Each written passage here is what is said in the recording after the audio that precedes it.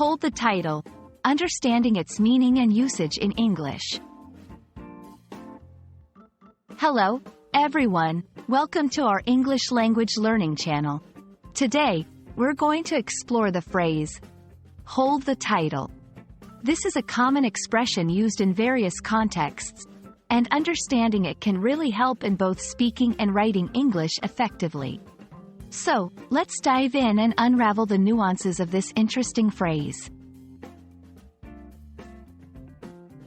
Hold the title refers to having a particular position, status, or recognition that is formally acknowledged. It's often used in contexts where someone has won a competition, achieved a high rank, or been given an honorary status. For instance, a person who wins a boxing championship holds the title of champion until someone else wins it. 1. Sports. Serena Williams held the title of world number 1 in tennis for several years. 2. Academics. The professor held the title of dean of the faculty for 5 years. 3. Workplace. She holds the title of chief executive officer at the company. In each of these cases, the phrase indicates a recognized and official status or achievement. Here are some ways to incorporate this phrase into your English.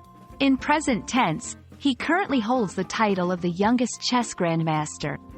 In past tense, they held the title for 3 consecutive years before retiring.